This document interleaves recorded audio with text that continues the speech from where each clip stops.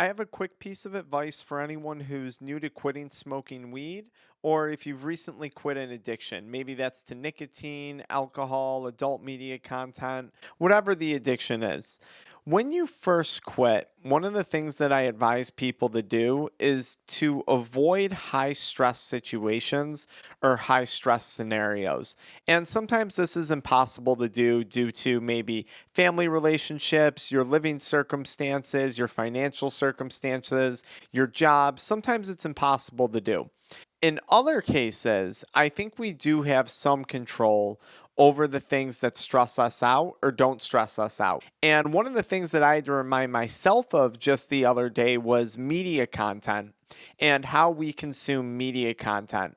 And this is especially true of any type of news outlet or anywhere where you get your news from. I want to go back to COVID-19. When COVID-19 began, no one really knew what was going on.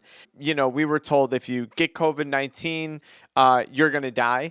And if you don't die, chances are you're going to give it to someone else and kill them. And I remember watching on the news, certain stations, they would have a death toll, like literally just every day, a ticker of people who died from COVID-19. And this went on and on and on and on. And that's very, very stressful, especially when you don't know what's going on. Now, you can't walk around oblivious. You need to have an awareness of the circumstances and the things around you. But it's addicting. Bad news, scary news, news that provides you with a problem and doesn't give you a solution, or news that provides you with a problem and then tells you you have no control over it, essentially.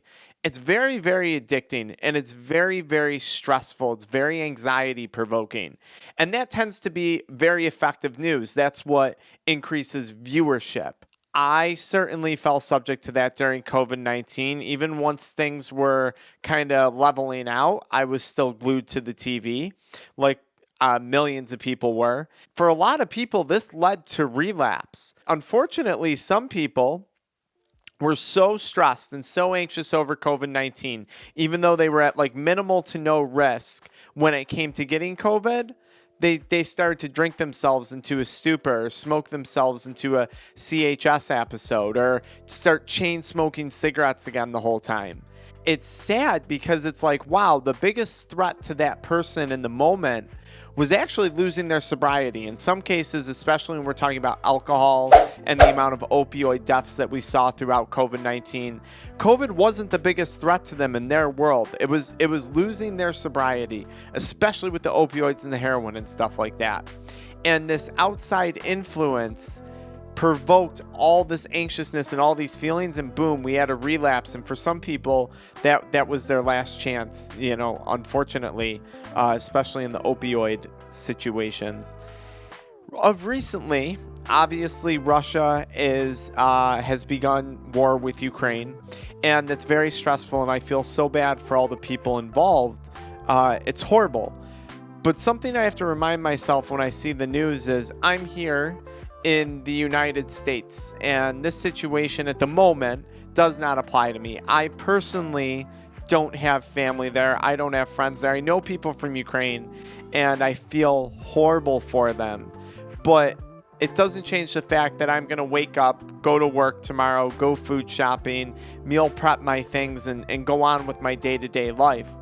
But if I'm glued to the television and consuming that 24/7, I'm going to be the type of person who is walking around thinking we are on the brink of a nuclear war tomorrow. Right now, that's just not the case. Now, who knows what the future holds?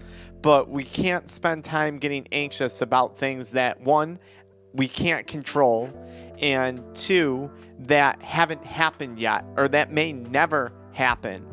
Right? I was so worried about getting COVID-19 that I might get sick or kill someone else with it.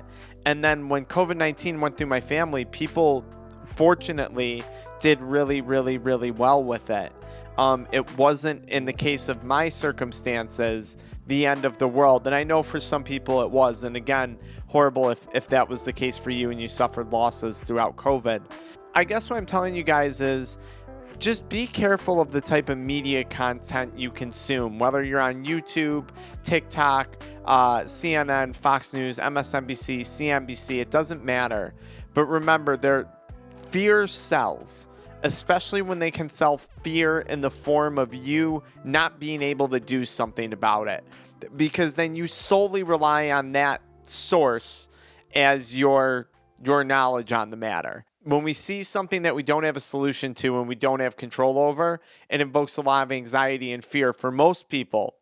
And that anxiety and fear might lead to a relapse. So try and keep it positive if you can, guys. And that's really my best advice. Watch the media content that you consume. Stay focused on what's going on in your life at this moment, right now, and what's most important to you right now. Like I said, is Russia, is this very bothersome and disturbing? Of course it is. But what's a bigger threat to you right now? You relapsing or Russia's invasion of Ukraine? Or this could go for any type of news story out there, okay? Anytime there's something negative. So just watch the media content you consume and try your best to keep it low stress, especially in the early sobriety stages. I hope this video helps you guys out, and if you have questions about it, ask me in the comments below and I will be sure to make follow-up videos for you.